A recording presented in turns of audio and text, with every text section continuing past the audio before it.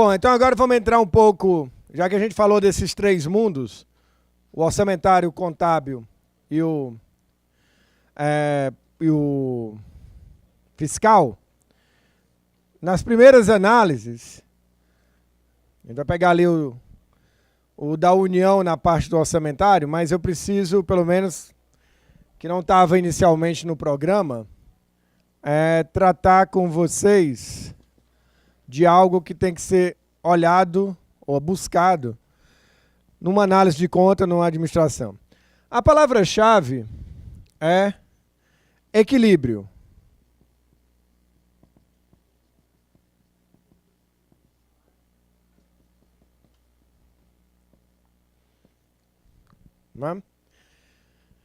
Na vida, até nos persegue, né? Assim, na vida também a gente assim, queremos um ponto de equilíbrio, seja equilíbrio financeiro, equilíbrio emocional e tudo.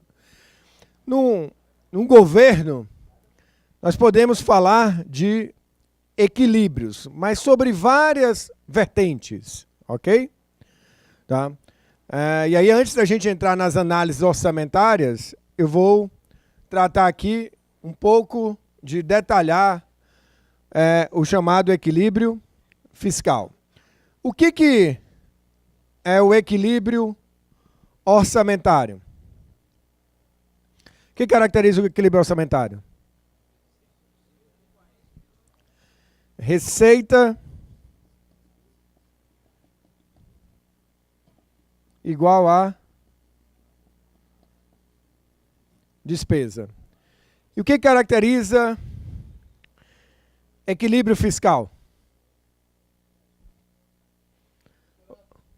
Superávit. E como é que superávit do quê? É receita e despesa. Isso quer dizer, se eu tiver receita maior que despesa, eu tenho um equilíbrio fiscal, é isso?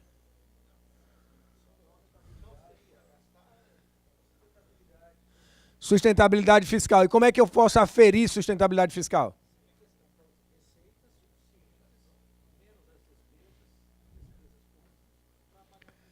Receitas suficientes, menos despesas comuns, isso serve para pagar juros. Conceitualmente, a gente vai tratar de equilíbrio fiscal avaliando o quê?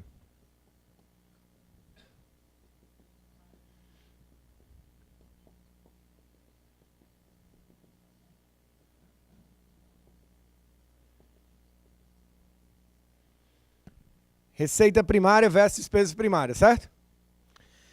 Eu diria que esse é um campo que nós vamos falar agora, dando conceitos para vocês, pouquíssimos explorados pelos tribunais de contas nas suas análises. Ok? E que deveriam ser muito mais explorados. Porque é ali onde a gente pode, aquilo que o Custódio comentou, não só da gente avaliar a sustentabilidade, mas poder antever que o cara está indo quebrar. Ok? Então, se eu começar a monitorar isso, eu começo a saber se, opa, você está indo para o precipício. Ok? Tá bom. Então, primeira divisão conceitual é essa. Muitas vezes a gente fica preocupado com esse só, com equilíbrio orçamentário.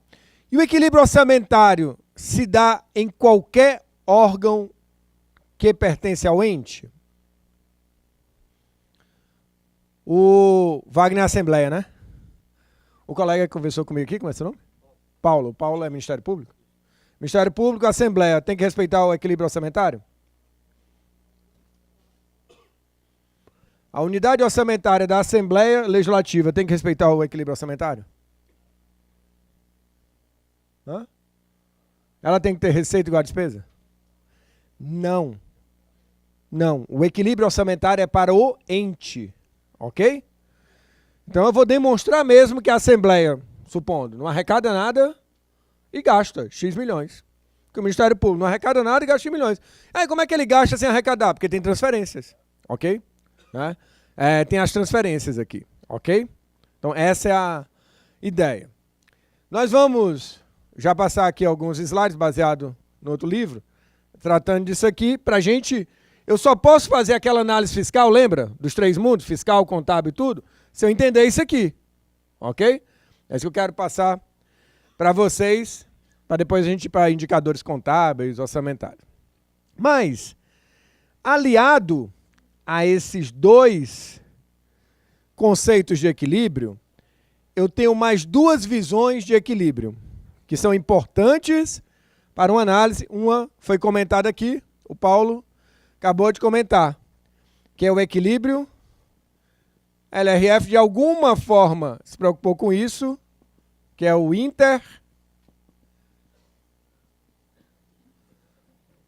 intertemporal. O que me diz o equilíbrio intertemporal? Inter e tempo. Ao longo do tempo. Como é que eu devo me preocupar no mundo fiscal com equilíbrio intertemporal? O que você diria para o cara?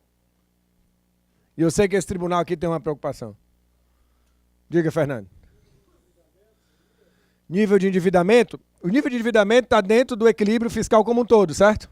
Naquele lá quando a gente tratar aqui das receitas primárias e despesas primárias. Isso. Olha só. Equilíbrio intertemporal ao longo do tempo. A LRF já trouxe um conceito, de um lado, que são as despesas, certo? Alguém já ouviu falar em DOCC? O que é uma DOCC? Despesa obrigatória de caráter continuado. Ok? Despesa corrente, com impacto em mais de 2 exercícios, né? Continuado. Eu tenho que dizer que essas despesas vão ter que ser financiadas com receitas permanentes.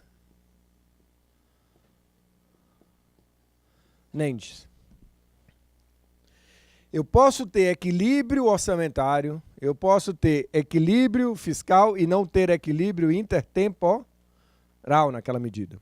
Ok? Qual é o nosso exemplo clássico? Royalties. Royalties é receita finita e volátil.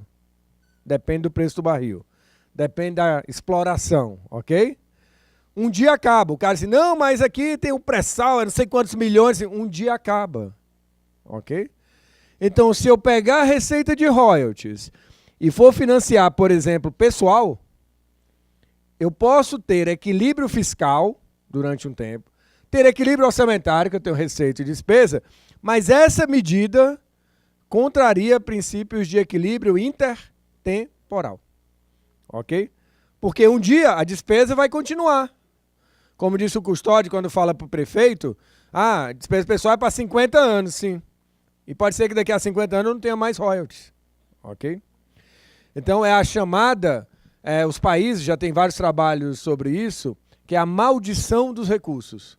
Países que têm recursos fáceis, que seriam os recursos naturais, pode ser royalties de petróleo, mas pode ser minerais, né? Compensações financeiras, recursos hídricos, essas coisas. Ok?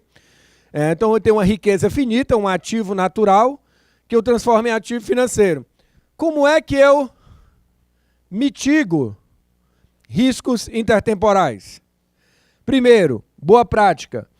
Eu não uso para despesa corrente continuada. Eu uso para um ativo fixo, ok? O que é um ativo fixo? Eu vou construir estradas, vou construir portos, vou construir coisa que eu estou trocando um ativo natural por um outro de longo prazo, ok? E não outro que vai ser consumido aqui imediatamente. Então, isso. E aqui passa por o debate de uma questão no intertemporal e no segundo equilíbrio, que é o intergeracional. O intergeracional, eu vou dizer que uma geração não deve pagar a conta de outra.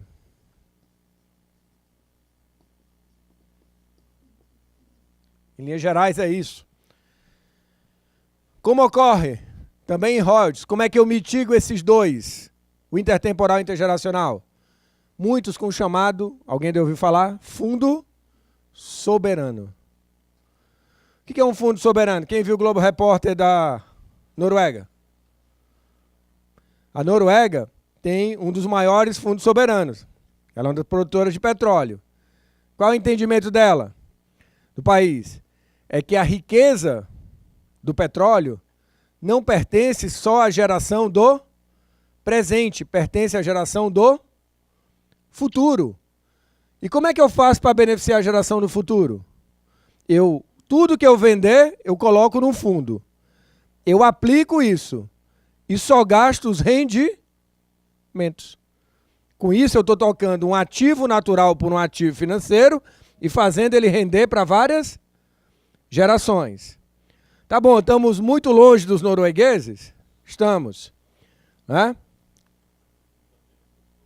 Já tem. A gente? Não. A gente criou um fundo soberano há uns 7 anos atrás, que é um fundo de restos de primário. O da Noruega tem $1 trilhão agora, está chegando a isso. Ok? O nosso devia ter uns 12 bi que sobrou de primário lá uma época, jogou lá de reais. Ok? E ainda tinha ações, aí pegou o fundo e comprou ações não sei o que e tal, e fez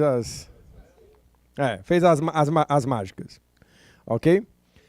Então a Noruega é um exemplo, mas tem um fundo do Alasca. Eu tenho lá no blog da gestão pública, eu tenho um artigo falando sobre isso. Royalties versus equilíbrio intertemporal e intergeracional. Ok? Tem um fundo do Alasca e tem um fundo lá do Canadá, de Quebec, eu acho. Ok? Para vocês terem uma ideia do pensamento do norueguês, nesse Globo Repórter, eles estavam justamente discutindo como que eles poderiam fazer para não utilizar os recursos do fundo. Né? Aqui a gente está consumindo o fundo e já chegou no fundo e acabou o fundo. Entendeu? A gente já está sem fundo, nunca teve fundo e o que tinha... Tá. Aqui, olha só a lógica nossa. Vamos resolver o problema do presente? Vamos antecipar royalties de 2030. Aí traz para cá. Né? Então, é o contrário, é gerar o desequilíbrio intergeracional, é fazer a conta da geração futura pagar do presente. Outra forma de desequilíbrio intergeracional, previdência. Se eu deixo uma geração se aposentar sem ter contribuído o suficiente, ganhando, sem ter contribuído o suficiente para as retiradas, eu estou dizendo que a geração futura é que estará pagando. Para a geração futura. Ok? Não, acontece na França. Ok? Portanto, essas são as discussões nossas de equilíbrio. Essa aqui, a gente nem começou. Devia ter discutido no pré-sal, certo? Tá? Aqui, ó, é o que nós vamos tocar nesse assunto. Se pelo menos a gente começar a cobrar mais isso aqui, ó, e é onde a União é cobrada hoje fortemente, no equilíbrio fiscal, nós vamos avançar bastante. Então vamos, para a gente entrar, fazer aquela outra vertente da análise, vou sair um pouco do balanço e vou aproveitar aqui uma coisa que eu, como eu disse, pedi licença poética e para tratar que eu acho que vai ser muito útil para vocês, da experiência de outros carnavais. Bom, estava falando para o Anderson e para o Leandro, se vocês captarem as informações agora, que vai passar, que está com base nesse livro, no capítulo 10, e aqueles que conseguirem disseminar para os municípios, eu tenho certeza que vocês vão dar uma contribuição boa para a administração municipal. Em que? Estadual também. Como fazer programação financeira, e vou mais longe. Como que eu tenho que começar a fazer o meu orçamento? Em geral, os entes estão fazendo errado. Eles tratam meta fiscal como decorrência, quando meta fiscal tem que ser balizador. Ok? Então, onde é que eu quero chegar? Quando eu vou fazer meu orçamento, a meta fiscal é que vai delinear o tamanho da despesa que eu vou poder fazer. Certo? E não, eu vou fazer receitas e despesas e chegar na meta fiscal, que é o que todo mundo faz. Para isso, vamos entender alguns conceitos. E depois eu vou colocar um exemplo prático. Isso aqui eu vou pular, vou tentar ser bem objetivos. Não sei se eu já recomendei para vocês. Quem não viu, assiste esse filminho aqui, ó. Vai lá no YouTube, de graça. O Brasil deu certo, e agora? Isso foi antes da crise, tá? Que agora descobri que deu errado. Mas é um filme que o Mailson, que foi o ministro da Fazenda dos 82% de inflação ao mês, reuniu quem fez a história econômica do país, dando depoimentos, e de uma maneira didática, dá uma história das finanças do país. Ok? Eu vou focar aqui na questão do primário, para dizer o seguinte. Nessa década aqui, ó, de 60, nós só fomos ter Banco Central, para ser bem objetivo, acho que eu já comentei isso aqui antes. Só fomos ter Banco Central em 65. Nessa década de 60, o Brasil praticamente se endividava externamente, não tinha como emissão no mercado interno de títulos, então a capacidade de endividamento era só externa, né? E ali é que nasce a Lei 4.320. Aqui é que nasce a indexação da economia também. O país vai viver um boom do milagre econômico já no regime militar. Já deu para ver aqui que o primeiro do regime militar era cearense, olha a cabecinha dele aqui, ó. Né? Então vejam só, final da década de 60, o Brasil era um país com a dívida externa de 3 bilhões de dólares e uma inflação de 25% a 20% a 25%. Mas o PIB crescia a estatística chinesa, 9%. O Médici, então, foi o mais popular dos presidentes, que conseguiu que a economia crescesse a 11%, tudo até 14%, quando nós encontramos a primeira crise do petróleo, ok? E veja a linha aqui abaixo, não vou atentar em tantos detalhes, vou focar só no primário aqui. Olha o que aconteceu com a nossa dívida externa. Aqui era de 3, foi para quase 45. Portanto, aquela década, nós crescemos muito, sim, a economia. Né? Foi o milagre econômico. Mas crescemos se endividando. Ok? Claramente, eu peguei recursos externos e apliquei em obras e tudo e tal. Não tenham dúvida, o almoço em economia não é de graça. Finanças públicas é que nem em casa. Dia de tudo é véspera de nada. Não tem? Você faz aquela festança. Essa linha de baixo aqui é a inflação. A inflação também foi subindo, chegou a 77. E aqui é o crescimento do PIB. Aqui, então eu tenho o crescimento do PIB de 10,4, 11,3, 11,9, 14, 8,2, 5, 10, 4,9. Ou seja, o mínimo aqui é 5. Okay? A média da década dá 10. No milagre, chamado milagre econômico, né? Mas somos um país que não tínhamos múltiplos orçamentos, orçamento geral da União, previdência social, monetário e tal. Volto a dizer, a nossa dívida era eminentemente externa. Tanto eu cresci com o Brasil dizendo assim, o problema do Brasil é a dívida externa. Né? Tem até não sei se folclore, que a Souza Cruz tinha proposto pagar a dívida externa do Brasil em contrapartida. Né? Aí tinha todas as histórias lá. Então o problema era a dívida externa. O fato é, o que tem que ficar aqui? A dívida cresceu a um patamar elevado. Esse era o Brasil grande potência, construía a Ponte Rio-Niterói, né? Ainda está construindo a Transamazônica, pode ser que meus netos andem nela, tal. Mas, olha só, a conta chegou. Naquele filminho, o Delfim vai contar uma historinha bem interessante, que ele vai dizer justamente que, como é que essa... Assim, ele faz o paralelo, que era como se fosse todo mundo brincando naquele... Sabe aquele brinquedinho que roda? Aí alguém decidiu pular do brinquedo. Aí ele parou de rodar. Né? Então, assim, todo mundo se financiava nos árabes para financiar o petróleo. Aí, uma hora, os árabes também e os Estados Unidos, os países que financiavam a dívida da América Latina, que foi chamada a crise da dívida, assim, ei, não quero mais financiar vocês. Aí, começou a não financiar o México. Aí, o México quebrou. Aí, depois foi quebrando todo mundo em cadeia. Então, o modelo de crescer se endividando com o corte do fluxo externo acabou. E quando chegou e disse assim, Fernando, sabe, não vou mais financiar teu déficit, não. Aí, quando o Fernando olhou para a conta dele, assim, e agora, o que eu faço? Aí ele falou assim, e quanto eu ganho? E quanto eu gasto? Aí o Fernando não sabia nem o quanto ganhava e quanto gastava. Esse era o Brasil aqui, ó. Quando a gente foi pedir ajuda ao Fundo Monetário. Qual era o estágio? A economia tinha decrescido 4%, né? A dívida já estava em 80 bilhões, ou seja, em 2 anos, com a crise do petróleo, ela praticamente quase duplicou. Foi de 45 para 80, e fomos pedir ajuda ao Fundo Monetário. Não tem almoço de graça no Fundo Monetário. Por quê? Porque ninguém vai te dar dinheiro se você está com déficits continuados, concorda? para você, aquela história, eu estou com uma gangrena, está sangrando.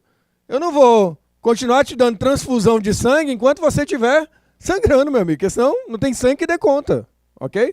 Eu tenho que estancar, né? Isso. Mas as medidas do fundo são medidas normalmente duras, realmente, mas que atacam o déficit. Não tem mágica. O que eu não consigo na história de fluxo e estoque, continuar te dando soluções de vendas de estoque, ok? Então, se eu estou sangrando, eu tenho que parar de sangrar. E aí, daí eu vou organizar a minha casa. Parar de sangrar, no momento, é parar de ter déficit. Porque se eu continuar sangrando, essa dívida vai explodir, né? Quanto mais ela explodir, maior vai ser o meu serviço, maior vai ser difícil alguém de me financiar. Era o caso da Grécia. Alguém tinha que socorrer no tempo. Aqui tem um nomezinho que está em verde, bem em cima, mas é Controle das NFSP. É um nome técnico para necessidades de financiamento do setor público. O que significa isso? Necessidade de financiamento. Eu quero saber se o setor público precisa de financiamento para se manter, ok? Eu quero saber se ele vive com o que ganha. Então a gente só começa a saber que vive com o que ganha aqui, quando a gente é aqui para o Banco Central, na década de 80, 84 por ali, ok? Até então você não sabia. Veja só, mas a Lei 4.320 é de 64, não tinha contabilidade? Significa que não tinha contabilidade. Não sei, eu não sabia, eu não sei quanto o país contribuía para o déficit público. Vamos ter vários planos e tal, né?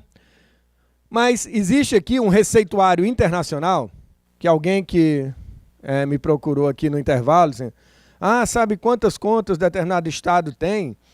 Tem X mil contas. Ninguém consegue fazer administração financeira com X mil contas. Então eu tenho que buscar 4 coisas quem quer organizar uma casa. Um órgão para cuidar da política fiscal, Secretaria de Finanças, Secretaria de Fazenda, no caso nacional, Secretaria de Tesouro Nacional. Um bom sistema de contabilidade. CUT não é Central Única dos Trabalhadores, é Conta Única do Tesouro e um único orçamento. O amarelinho aqui, nem está vermelho o cofrinho, tá vendo? Ok?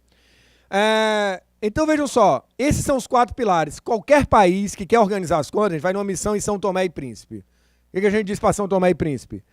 Olha, tem que ter um Ministério das Finanças, você tem que ter um sistema bom de contabilidade, você tem que criar uma conta única e um orçamento em que todas as entidades do governo estejam nele. Ok? Aí é aquela história.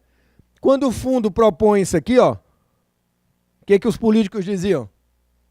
Fora FMI, estão contra a nossa soberania, estão não sei o quê e tudo. O Maílson conta no histórico do livro dele, O Futuro Chegou, que quando ele, aqui em 87, propôs a conta única, que era sair do Banco do Brasil e ir para o Banco Central, era porque queria privatizar o Banco do Brasil. Né? Então os políticos jogam com isso. A medida é correta, ok? E nos estados, digo mais, nos estados e muitos municípios, são a união, em determinadas situações, guardadas as proporções, nesse cenário. Ok? Diferença, já tem o órgão e já tem o orçamento único. Não tem conta única e muitas vezes não tem bom sistema de contabilidade. Então ainda falta o pilar da casa. São 4 pilares da casa. Sem esses 4 pilares eu não consigo andar bem. Ok? Bem, a gente chegou aqui a uma inflação de 1.972% no final da década. Não há nada tão ruim que não possa piorar, que a gente chegou a 2.477% de inflação. Ou seja, a conta chegava para a sociedade sob a forma de inflação. A conta da década de 70 chegou para a sociedade sob a forma de dívida. E a partir daqui, a conta vai chegar, porque nós quisemos, nós não queremos inflação elevada mais. E a conta veio por elevação de dívida e da taxa de juros e por elevação da carga tributária. Ok? Não tem almoço de graça. O governo não cria ali a riqueza, se ele fizer bem, ele distribui o que arrecada. Ok? Vejam um filmezinho. Qual era a situação aqui na meados da década de 90, quando teve plano real? Refinanciamento da dívida dos estados. Olha o que nós estamos discutindo esse ano. O que nós estamos discutindo? Despesa com pessoal. Aqui também discutiu. Lei Camata 1, Lei Camata 2, que deu limite pessoal. Ok? Negociou dívida contratual, negociou Dívida mobiliária. Qual a diferença de dívida contratual para mobiliária? Dívida mobiliária em títulos públicos. Ok? Dívida contratual, peguei um empréstimo no Banco Mundial, peguei empréstimo no Banco do Brasil, em qualquer outro banco. Ok? Quando eu emito títulos, eu estou com a dívida mobiliária, que a gente chama. Ok? Então vejam, uma explosão da dívida externa. Vamos terminar a década com aquilo que a gente estava comentando, com uma lei de responsabilidade fiscal. Né? Pode ser ruim com ela, pior sem ela. Vamos ter os primeiros anos do século com a dívida externa caindo, estão vendo aí? Que maravilha, né? O governo melhorou muito. Trocamos dívida externa por interna. Ok? Então, ao longo desse tempo, por que a gente zerou? Não temos mais nada de dívida externa? Temos. 100 e poucos bilhões. Certo? A dívida interna chegou a 3 tri. A externa, 100 e poucos bilhões. Mas como as reservas internacionais são da ordem de 300, 400 bi, a gente hoje é credor externo. Ok? Essa é a lógica. Bom, mas o fato é, desde 99, portanto, anos antes aqui, teve um forte ajuste fiscal na União, que o governo passou a gerar superávit primário. Até 99, a gente media o déficit, mas gerava déficit primário. A partir de 99, o governo disse assim, não dá mais, é superávit e foi. Tanto que um dos auges do superávit foi 2004 ou foi 2005, quando o Joaquim Levy estava no Tesouro, o governo Lula, que gerou um superávit primário de 4% do PIB. Ok? Beleza. Ganhamos aqui um prêmio por essa política fiscal responsável aí durante vários anos. O país foi reconhecido como grau de investimento. Assim, é importante, gente. Não adianta político dizer para você agora que não é importante.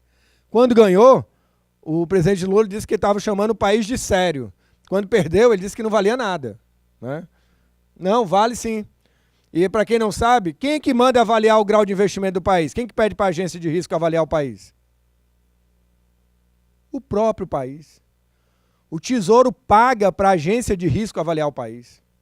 Por quê? Se ele estiver bem avaliado, o custo do empréstimo lá fora vai ser mais baixo. Ok? Ok? Então o que aconteceu quando a gente perdeu? O custo de captação, todas as empresas brasileiras que vão pegar dinheiro fora, vão pegar tudo mais caro. Ok? Então, ter uma disciplina fiscal vai me ajudar nesse cenário. Bom, resumo, isso aí incorporou no governo federal todos os conceitos de resultado primário e nominal. Quando que isso se distribui para os estados e municípios? Quando aprova a LRF. E a LRF diz que a LDO é o instrumento em que vai trazer o anexo de metas fiscais. Quase que ignorado pelos órgãos de controle. Ok? Muitos porque não tem essa oportunidade que vocês estão tendo, de ter contato com o conceito. E se entender o conceito, já vi gente também se colocar no escudo. Isso vale para o governo federal, não vale para o município, não. Isso é invenção do governo federal. É porque não conhece o tema. Isso vale para a nossa casa, isso vale para o município, para qualquer entidade. Monitorar se está vivendo com o que ganha. A gente faz isso de alguma forma. Ok? Então vale para qualquer entidade. O resto é só um escudo. E onde é que está isso? No artigo 4º da LRF. Olha, a LDO vai trazer um anexo de metas fiscais com metas anuais relativas à receita e despesa, resultado nominal, resultado primário. Falha da lei. Em nenhum momento ela definiu o que é receita primária, despesa primária, resultado primário, resultado nominal. É como se ela já soubesse assim do tipo, a União já vem praticando isso há um monte de tempo, esse conceito já está aí na rua, é só vocês usarem ele. E aí acabou cabendo ao Manual dos Demonstrativos Fiscais do Tesouro trazer essas definições. Definições do que é uma receita financeira, um resultado nominal, um resultado primário, uma despesa não financeira, enfim, o que nós chamamos de necessidade de financiamento. Agora, aqui é importantíssimo para os senhores que são de controle. A LRF ela tem uma lógica. E ela tem uma lógica que está balizada em meta fiscal. Eu não posso ignorar isso. Que começa onde?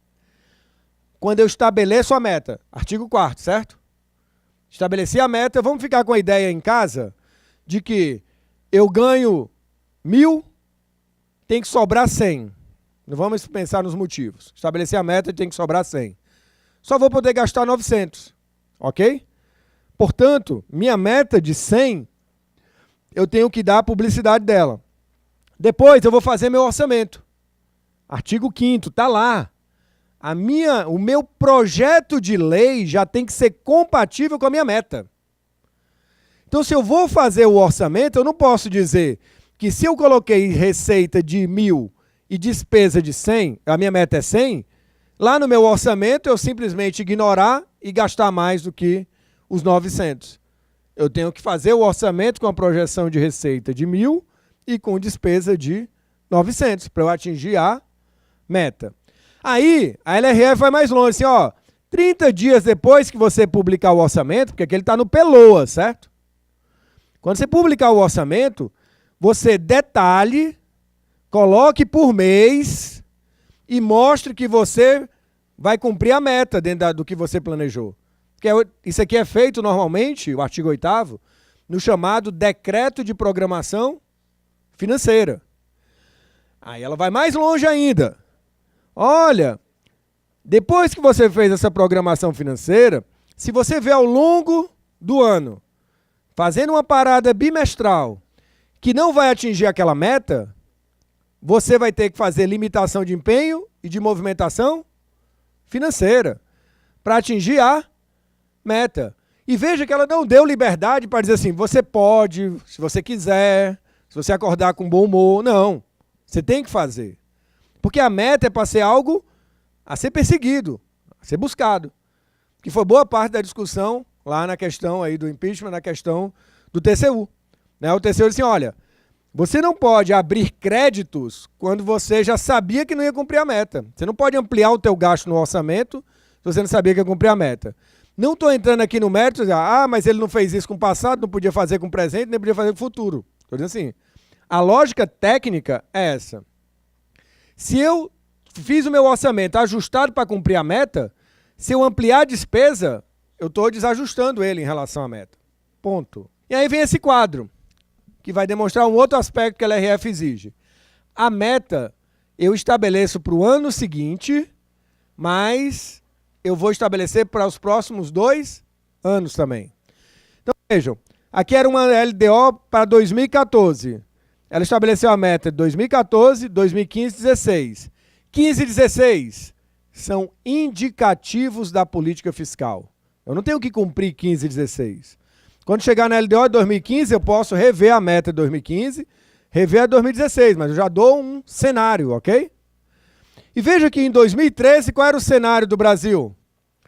Superávit primário de 116 bi, superávit primário de 128, superávit primário de 140. Em relação ao PIB, que ia crescer, sempre 2,15 do PIB. Como é que terminou o mundo? 2014, déficit de 35, 2015, déficit de 120, mais ou menos, e aqui déficit de 170.